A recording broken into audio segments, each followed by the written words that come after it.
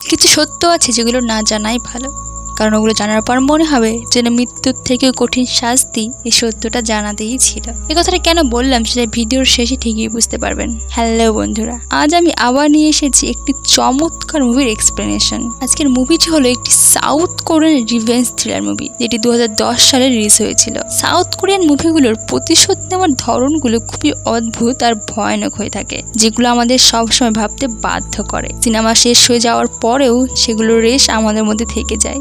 কথা না বাড়িয়ে চলুন মুভির এক্সপ্লেনেশন শুরু করা যাক। মুভি শুরু হতে আমরা ডাইসু নামের একটি ব্যক্তিকে দেখি, যাকে মাতলামি করার জন্য পুলিশ থানায় ধরে নিয়ে এসেছিল। আর সেখানে এসেও ডাইসু পুলিশের সাথে মাতলামি করছিল। এরপর তার এক বন্ধু এসে তাকে পুলিশ স্টেশন থেকে ছাড়িয়ে নিয়ে যায়। বাড়ি যাওয়ার সময় রাস্তায় সে একটি ফোন বুথ থেকে তার মেয়েকে ফোন করে, কারণ সেদিন তার মেয়ের জন্মদিন ছিল আর থানায় থাকার জন্য তার বাড়ি পৌঁছতে দেরি হয়ে গেছিল। ডাইসু তার মেয়েকে বলে, তুমি আমার জন্য আরেকটু অপেক্ষা করো, আমি তোমার জন্য গিফট নিয়ে আসছি। এরপর তার বন্ধু তার কাছ থেকে ফোনটি নিয়ে কথা বলতে শুরু করে। আর যখন তার বন্ধুটি পিছনে ফিরে তাকায়, সে ডাইসুকে আর দেখতে পায় না। সে ডাইসুর জিনিস নিচে রাস্তায় পড়ে থাকতে দেখে, আর তখন সে বুঝতে পারে ডাইসুকে কেউ কিডন্যাপ করে নিয়ে গেছে। এরপর 2 মাস কেটে যায়। আমরা দেখতে পাই ডাইসু একটি বন্ধ ঘরে চিৎকার করছে। ডাইসুকে একটি লোক খাবার দিচ্ছিল, আর ডাইসু তাকে বারবার জিজ্ঞেস করছিল আর কতদিন তাকে এখানে থাকতে হবে, আর কেনই বা তারা তাকে এখানে আটকে রেখেছে। কিন্তু লোকটি এর কোনো জবাব দেয় না। আসলে ডাইসু তখনও জানতো না তাকে এই বন্ধ ঘরে 5-6 মাস বা 1 বছর নয়, পুরো 15 বছর আটকে থাকতে হবে। ডাইসুকে যারা কিডন্যাপ করেছিল তারা ডাইসুকে পরিমাণ মতো খেতে দিত, তাকে গ্যাস দিয়ে অজ্ঞান করে তার চুল দাড়ি কেটে দিত। আর তার ঘরে একটি টিভিও ছিল আর কিছু খাতা কলম ছিল, যাতে করে ডাইসুর নিজের সময় কাটাতে পারে। একদিন ডাইসু টিভি দেখছিল আর সে দেখে তার বউকে কেউ খুন করেছে। আর পুলিশ সেখানে ডাইসুর ব্লাড পেয়েছে, যেই কারণে পুলিশ ডাইসুকেই খুনি বলে দাবি করছিল। আসলে ডাইসুর কিডন্যাপাররা তাকে অজ্ঞান করে তার ব্লাড নিয়ে সেখানে রেখে এসেছিল। ডাইসু সেটা না জানলেও ঠিকই বুঝতে পেরেছিল।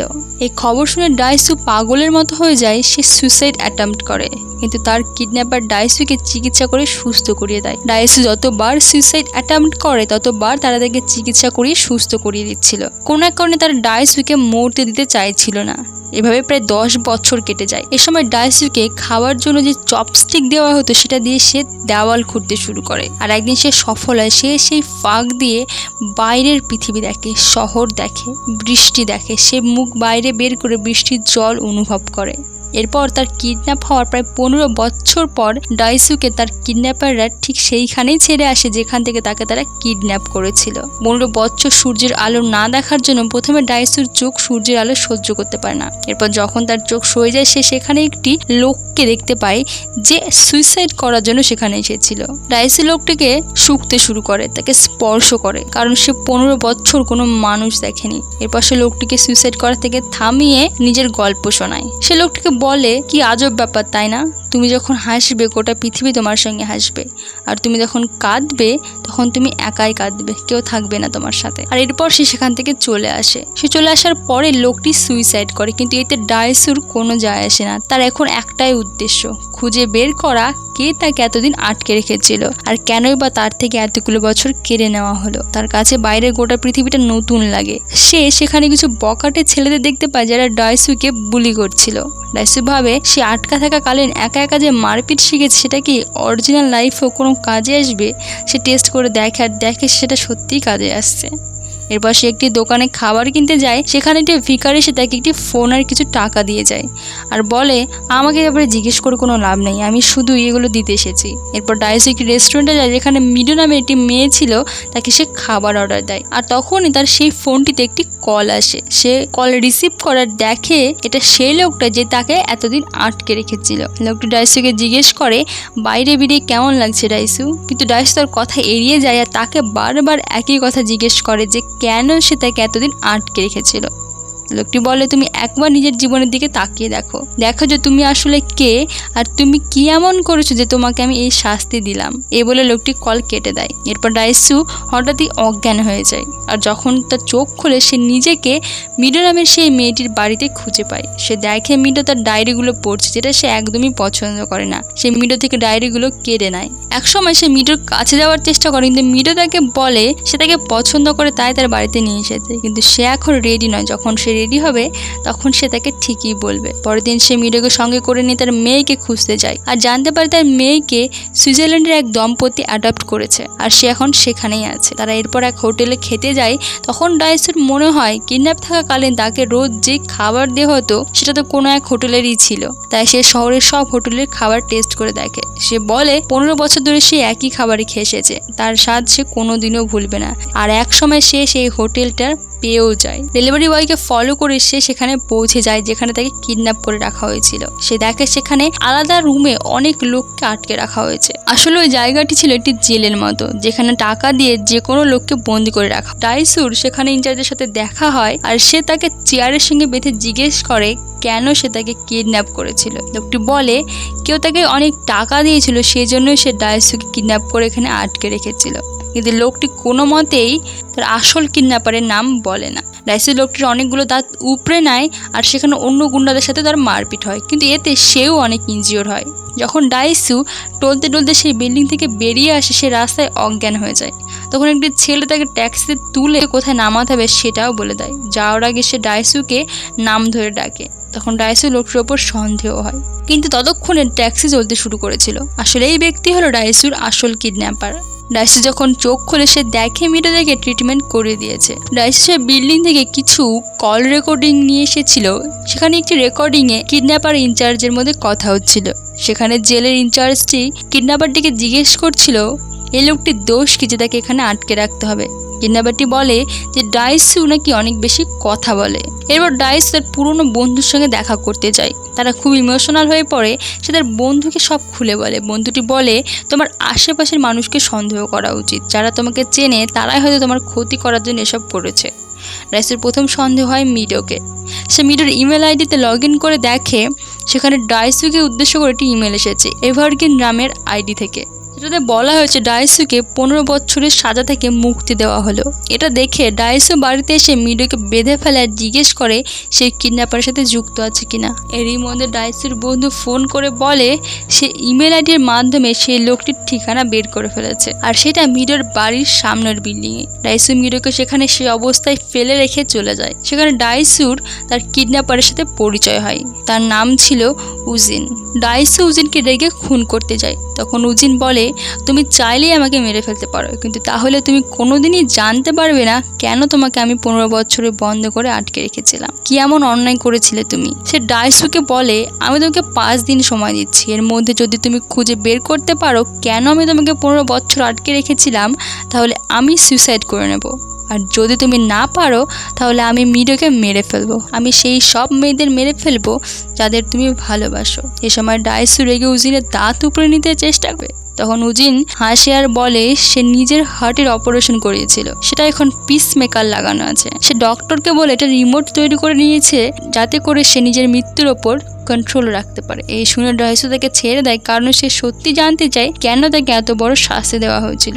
এরপর উজিন সেখান থেকে চলে যায় আর যাওয়ার আগে ডাইসুকে বলে তাড়াতাড়ি বাড়ি যাও, তুমি মিডোকে বেঁধে এসেছো আর দরজাটাও লক করনি।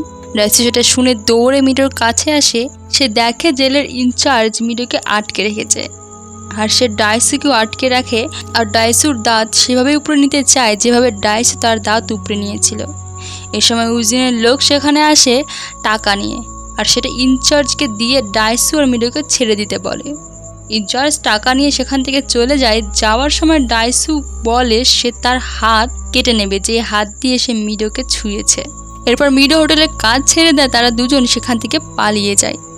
এর মধ্যে মিডো আর ডাইসু এক অপরকে ভালোবেসে ফেলে।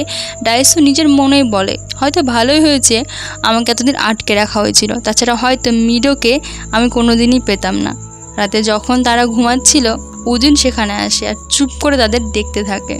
পরের দিন যখন তারা ঘুম থেকে ওঠে সেখানে একটি বক্স দেখতে পায় যেটার মধ্যে জেলের ইনচার্জের কাটা হাত ছিল। ডাইসু ভাবে সে যে ইনচার্জের হাত কাটতে চেয়েছিল সেটা উজিন কি করে জানলো। সে বুঝতে পারে যে উজিন তাদের উপর নজর রাখছে। সে তার জুতোর মধ্যে একটি ট্রান্সমিটার খুঁজে পায়। এরপর তারা ইন্টারনেটে এভারগ্রিন নাম দিয়ে সার্চ করে আর অনেক সাইট সেখানে দেখতে পায়, যার মধ্যে একটি ছিল এভারগ্রিন ওল্ড বয় নামের স্কুলের ওয়েবসাইট। এটা দেখে ডাইসু অবাক হয়ে যায় কারণ সে আর তার বন্ধু সে স্কুলে পড়াশোনা করেছিল।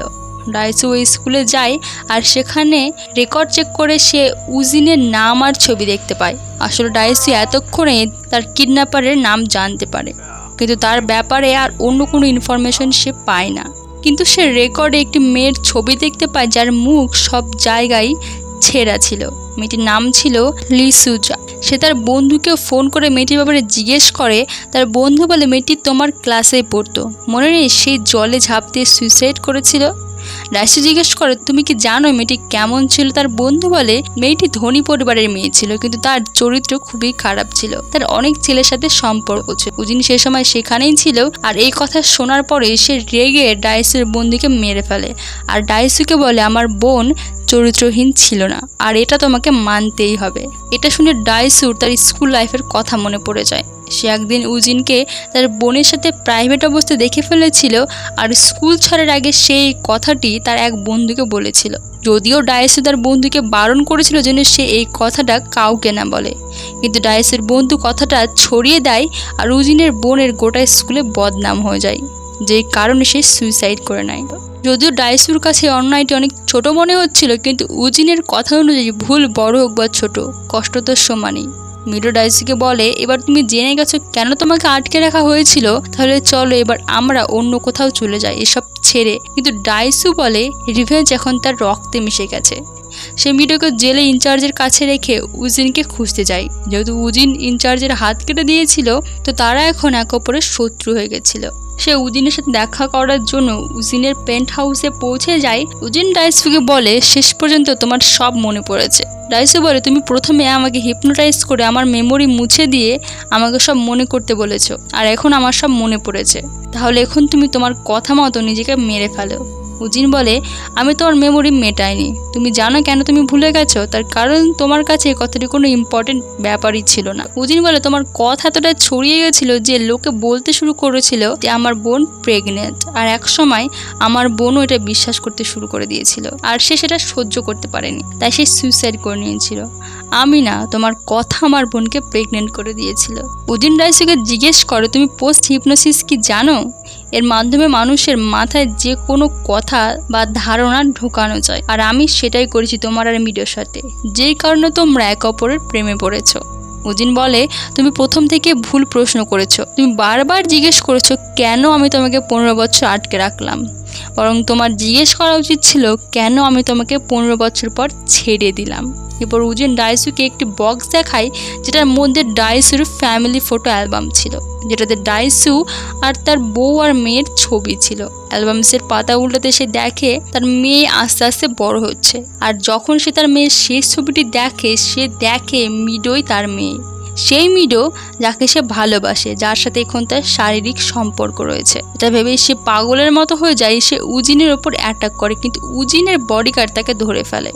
তাদের মধ্যে মারপিট হয়। সে ডাইসুকে মেরে ফেলতে যায়, কিন্তু উজিন বারণ করছিল, কারণ সে চায় না ডাইসু মরুক। তার বডিগার্ড শুনতে পাচ্ছিল না, তাই উজিন শুট করে তার বডিগার্ডকে মেরে ফেলে। উজিন ডাইসুকে বলে আমি ইনচার্জের হাত কেটে দিয়েছি বলেই সে আমার শত্রু হয়ে যাবে, এটা তুমি কি করে ভাবলে?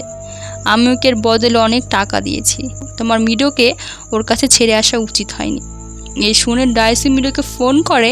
মিডো বলে তার সামনে একটি বক্স রাখা আছে আর ওরা তাকে সেটা খুলতে বলছে। আসলে এই বক্সটির মধ্যেও সে একই ফটো অ্যালবাম ছিল। ডাইসু মিডোকে বক্সটি খুলতে বারণ করে। সে চিৎকার করে, কারণ সে চায় না মিডো জানুক তার নিজের বাবার সাথে তার প্রেমের সম্পর্ক রয়েছে। ডাইসু উজিনকে বলে সে যেন মিডোকে কোনোদিনই এই ব্যাপারে না বলে। সে একবার উজিনকে ভয় দেখায়, যদি সে বলে তাহলে সে উজিনকে মেরে ফেলবে। আবার পরেক্ষণে সে উজিনের জুতো চাটতে শুরু করে আর ক্ষমা চাই। সব দেখে উজিন হাসতে শুরু করে, কিন্তু তবুও সে ডাইসুকে ক্ষমা করে না। এরপর ডাইসু বলে তোমার খুব অপছন্দ না যে আমি অনেক বেশি কথা বলি, আজ থেকে আমি আর কিছুই বলবো না। সে সেখানে তাকে একটি কাঁচি দিয়ে নিজের জিভ কেটে ফেলে। এবার উজিন জেলের ইনচার্জকে ফোন করে বলে মেয়েটিকে ছেড়ে দিতে, আর সে ডাইসুকে বলে এবার আমার আর বাঁচার কোনো লক্ষ্য রইল না। এ সময় ডাইসু উজিনের হার্টের রিমোটটি পেয়ে যায় আর সে রিমোটের বাটন টিপে দেয়, কিন্তু উজিনের কিছুই হয় না। বাটন টেপার কারণে ডাইসু আর নিজের প্রাইভেট কিছু কথা চালু হয়ে যায়। উজিন বলে আমি আর আমার বোন সব নিয়মের ঊর্ধ্বে গিয়ে এক অপরকে ভালোবেসেছিলাম, তোমরাও কি সেটা করতে পারবে? এরপর উজিন সেখান থেকে চলে আসে আর লিফটের মধ্যে থাকাকালীন তার বোনের কথা মনে পড়ে। তার বোন কি করে সুইসাইড করেছিল সেই সব কথা মনে পড়ে। সে তার বোনের হাত শক্ত করে ধরেছিল, কিন্তু তার বোন তাকে বলে আমাকে যেতে দাও আর আমাকে সারা জীবন মনে রেখো তুমি। এরপর উজিনও আত্মহত্যা করে নেয়। আসলে উজিন এতদিন এই দিনের অপেক্ষায় বেঁচে ছিল। এরপর অনেক দিন কেটে যায়। ডাইসু সেই হিপনোসিস মহিলাকে খুঁজে বের করে আর তাকে বলে হিপনোসিস্টের মাধ্যমে সে যেন তার স্মৃতি মুছে দেয়। মেয়েটি বলে আমি তোমার জন্য এই কাজটি করতাম না, কিন্তু তুমি শেষ লাইনে লিখেছো যে জানি আমি অনেক পাপ করেছি, কিন্তু তাই বলে কি আমার বেঁচে থাকার কোনো অধিকার নেই, এই জন্যই আমি তোমার সাহায্য করব। মেয়েটি বলে হিপনোসিস ফেল হলে কিন্তু তুমি তোমার সব স্মৃতি হারিয়ে ফেলবে, কিন্তু ডাইসু তার সত্ত্বেও রাজি হয়ে যায়। এরপর মেয়েটি স্মৃতি মুছে দেয় আর ডাইসু যখন চোখ খোলে নিজেকে সে বরফের ওপর শুয়ে থাকতে দেখতে পায়। মিডো সেখানে আসে আর বলে তুমি এতক্ষণ কোথায় ছিলে ডাইসু, কখন থেকে আমি তোমাকে খুঁজছি, আই লাভ ইউ ডাইসু। আর মুভি এখানেই শেষ হয়ে যায়। তো বন্ধুরা, এই ছিল ওল্ড বয় মুভির এক্সপ্লেনেশন। দেখা হবে আবার অন্য কোনো চমৎকার মুভির এক্সপ্লেনেশন নিয়ে। Thank you.